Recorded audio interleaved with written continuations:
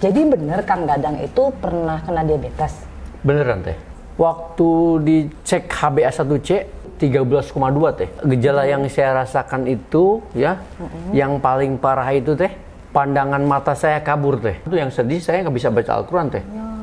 Nggak baca Al-Quran tuh berbayang sampai sedih, waduh saya nggak bisa baca Al-Quran lagi. Gimana ini saya gitu kan. Terus sekarang kondisinya membaik? Membaik banget buat saya yang saya rasakan sekarang ini. Apa yang dilakukan Kang Dadang untuk memperbaiki kondisi Kang Dadang itu? Tubuh saya semakin membaik karena saya menjalankan ketopastosis teh.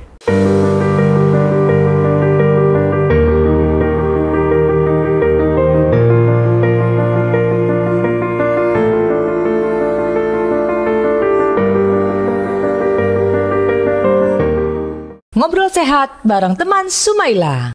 Video ini dipersembahkan oleh sumailacake.com, kue rendah karbo yang enak. Halo teman-teman, jumpa lagi di podcast teman Sumaila. Saya Siska Tecika. Teman-teman, kali ini kita kedatangan seorang narasumber yang kondisi diabetesnya sudah jauh membaik hanya dengan melakukan perubahan pola makan. Yuk kita sama-sama sapa, namanya Kang Dadang. Assalamualaikum Kang Dadang. Waalaikumsalam teh. Makasih udah sempat hadir di podcast teman Sumaila. Sama-sama, saya juga senang bisa diundang ke sini gitu loh. Kang, sekarang kegiatannya apa nih Kang Dadang nih? Kegiatan saya sehari-hari, saya sebagai karyawan di perusahaan swasta. Kerja ya? Masih kerja gitu kan. Kegiatan sih kayak olahraga, saya alhamdulillah tidak ada masalah sekarang. Oh, tetap aktif ya? Tetap aktif. Badminton. Terus saya melakukan kalau pagi di rumah tuh push up. Oh ya? Main dumbbell gitu kan, sit up. Terus ikut itu yang dari YouTube kan itu kan. Senam-senam Tabata gitu, iya. Lumayan gitu kan ada. Dari YouTube olahraganya? Gitu. Wah lumayan tuh keringet itu tuh. Tiap hari? Tiap hari, hampir tiap hari. Kang Dadang, boleh tolong ceritain nggak awalnya dulu kena diabetes tuh gimana? Kapan, terus gejalanya apa aja, terus sampai kemudian sembuh tuh gimana? Teman-teman kayaknya udah mau denger nih. Awalnya saya kena diabetes itu, saat itu saya merasakan badan saya lemes. Badan lemas itu badan kapan lemes banget ya, kira-kira 3 tahun lebih teh saya rasakan itu. 3 tahun lalu? Oh. 3 tahun lalu lebih lah, udah lebih. Saya rasakan lemes banget. Sampai saya mau bangun, mau melek pun susah gitu. Lemes, nggak ada tenaga itu. Kalau bangun tidur gitu maksudnya? Bukan. Pokoknya... Pas saya merasakan ada suatu saat saya habis melakukan perjalanan itu, pas mau bangun susah banget. Nah, pokoknya lemes ya, tiba-tiba ya? Lemes, tiba-tiba lemes. Capek gitu? Capek. Sampai saya bingung, saya ini kenapa gitu. Iya. Pas dicek, ternyata saya tuh kena diabetes. Oh, apa yang diperiksa tuh begitu sebelum kena diabetesnya tuh? Sebelum didiagnosa? Diceknya itu cek darah. Periksa gula darah dong ya? Gula darah, terus HbA1c. HbA1c? Nah, HbA1c itu. Waktu dicek HbA1c, pada saat itu 13,2 teh. Tinggi itu loh teman-teman, 13 ya. 13,2. Berarti gula darahnya juga tinggi tuh? Tinggi. Dipanggil sama dokter saya. Dikasih tahu harus suntik insulin 3 kali teh. Oh. Kasih obat pengencer darah. Dan lain-lainnya tuh obatnya tuh. Saya sehari-harinya saya diliputi kegalauan teh. Setelah dari dokter dikasih obat insulin, kemudian juga pengencer darah. Pengencer darah. Terus obat penurun gula darah juga dong pasti. Untuk jantung juga teh. Oh, untuk jantung juga ada. Karena saya diprediksi itu sama dokter tuh saya jantung koroner teh.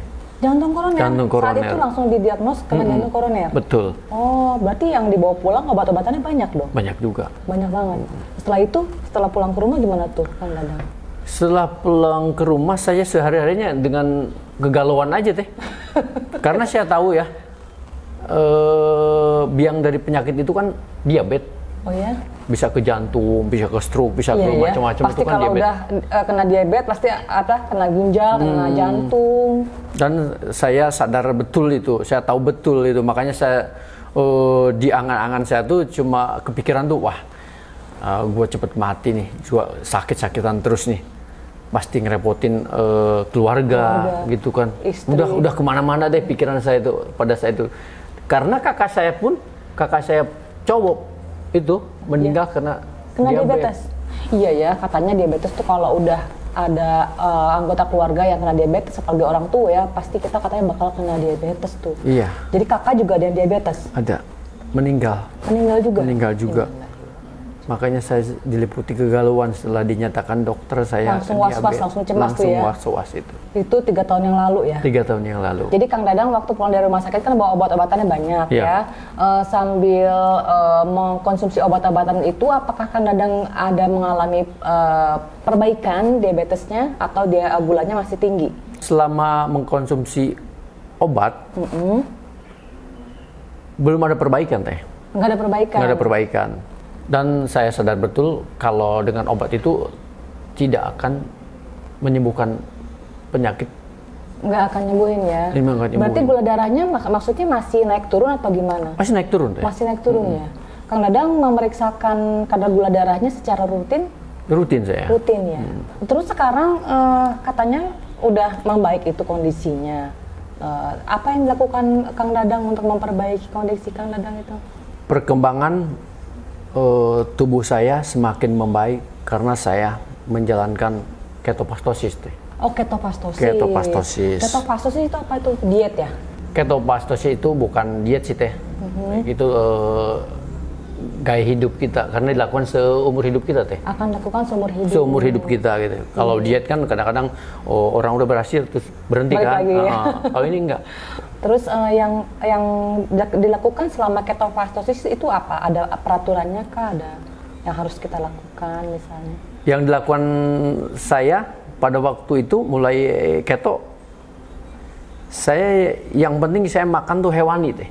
Oh, makan tuh hewani. Hewani. Semua makanan yang terbuat dari hewan dimakan. Semua hewani ya, mau telur, mau ikan, ceker ayam, usus itu yang itu. Oh, semua dimakan. Yang penting terbuat dari hewani ya. Hewani teh. Oh, terus asalnya selain itu yang dia makan itu. Iya. Terus apa lagi yang katanya boleh dikonsumsi?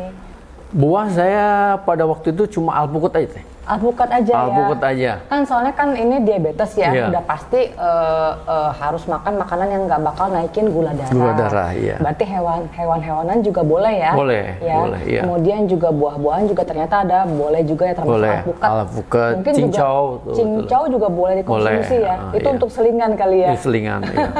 Terus kalau yang keju-keju gitu boleh ya Kang ya? Keju-keju boleh. Keju boleh ya. Kemudian berarti kalau udah milih jenis makanannya, termasuk biasanya yang diabetes nih nggak makan nasi dong. Iya, betul. Nggak makan nasi. Nggak makan nasi. Semua nasi nggak dimakan. Semua nasi nggak merah, makan. Nasi putih nggak dimakan.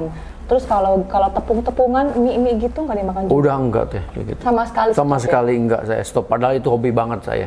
Gimana dengan sayur? Sayur sekarang aja nih udah lama saya suka makan sayur. Oh, sekarang. Tapi kangkung. sebetulnya boleh nggak? Ya boleh. Boleh. Kalau udah gula darah kita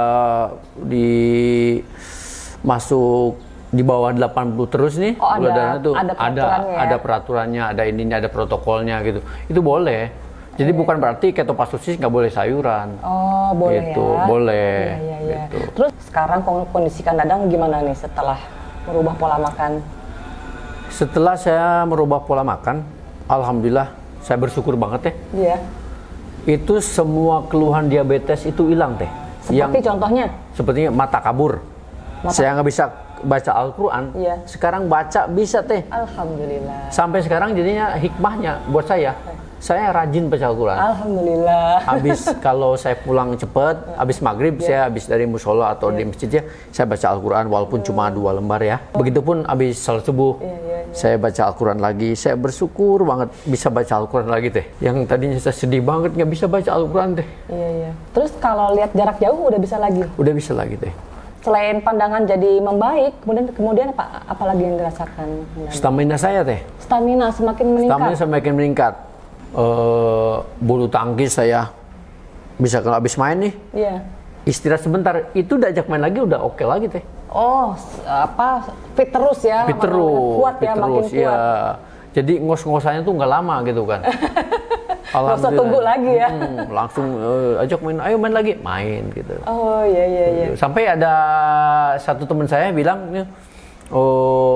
karena saya mainnya nggak gampang capek, ada yang teriak deh, Dadang dulu bukan Dadang yang sekarang katanya gitu. Maksudnya nafasnya gitu tuh. Oh beda itu ya? Tuh ada yang sampai teriak begitu teman saya. Waduh, Masya Allah, Alhamdulillah. Selain itu gimana yang dirasakan di tubuh Kang Dadang itu? Dulu kan sering capek ya, udah nggak pernah capek lagi. Iya, Alhamdulillah stamina bagus saya tuh sekarang nggak mudah lapar. Nggak mudah lapar. Waktu masih kena diabetes, waktu gula darah sering tinggi itu gampang lapar. Sedikit-sedikit lapar teh. Terakhir Kang Dadang cek gula darahnya berapa itu? Gula darah puasa deh gitu. Gula darah puasa pokoknya dia bawah 80 teh. Di bawah 80? Bawah 80. Pernah saya sampai 67 gitu kan. Tapi nggak pusing, nggak kelihatan? Nggak ada efek apa-apa teh. Beda banget kalau orang yang kita udah ketopastosis dan orang yang masih makan karbohidrat, nasi itu bisa hipo kan ya kan. Bisa hipoglikemik. Iya, hipoglikemia itu. Tapi kalau ini Kang Dadang nggak merasakan gejala hipoglikemik ya? Nggak ada apa-apa tuh, malah seger. Oh, Masya Allah. Terus Kang Dadang masih melakukan puasa itu nggak, puasa sunnah misalnya? Oh masih. Sambil kadang-kadang kalau Senin Kemis masih suka jalanin gitu kalau sempat ya. Malah di bawah puasa lebih enak teh. Di bawah puasa lebih enak? Tidak merasa lapar, kruyuk-kruyuk itu perutnya dulu. Enggak teh. Iya, dengan merubah jenis makanannya ya, tidak mengkonsumsi karbohidrat dengan kandungan gula yang tinggi, bisa dilakukan juga sambil berpuasa ya. Betul, puasa sunnah yang dilakukan oleh Kang Dadang. Terus kalau Kang Dadang keluar rumah gitu, cara menyiasatinya, memilih makanannya gimana tuh Kang? Susah nggak? Saya kalau keluar rumah atau kerja, saya kadang-kadang suka lebih memilih bawa sendiri deh. Bawa sendiri sama istri. Kadang-kadang saya suka bawain ceker ayam teh. Ceker ayam sama telur rebus aja. Bawa bekernya telur rebus 3, terus ceker ayam berapa gitu. Nanti di kantor tuh saya nggak perlu nyari makan kemana-mana. Karena udah bawa bekal itu ya? Bekalnya udah makanin ceker. Orang lain mah mungkin ngelihatnya apa itu? Gitu, gitu kan. Tapi buat saya itu udah cukup kenyang tuh. Udah cukup kenyang ya. Nggak mau nyemil lagi. Apa cari cemilan gitu? Cari cemilan paling kerupuk kulit tuh. Kerupuk kulit boleh ya. Yang 1000-an juga saya jadi tuh. Kan ada tuh kerupuk kulit yang dijual 1000-1000-an di warung gitu, kayak gitu. Itu cukup buat saya ngemil saya itu. Oh ya. Terus selain olahraga yang Kang Dadang lakukan tadi, apa namanya? Aku mau tanya nih ke Kang Dadang, kalau memang pilihan Kang Dadang ini ya, ketopastosis memberikan perbaikan kondisi diabetes Kang Dadang, kira-kira Kang Dadang bakal melakukan terus gak ketopastosis? Insya Allah akan saya lakukan terus, karena saya merasakan begitu besar manfaat yang saya rasakan setelah saya ketopastosis teh. Oh iya, gitu ya. Sampai akhirnya istri saya ikutan juga gitu loh. Oh, istri juga ikut? Ikut. Oh, sejak kapan istri ikut? Istri itu udah 2 tahun kira-kira teh.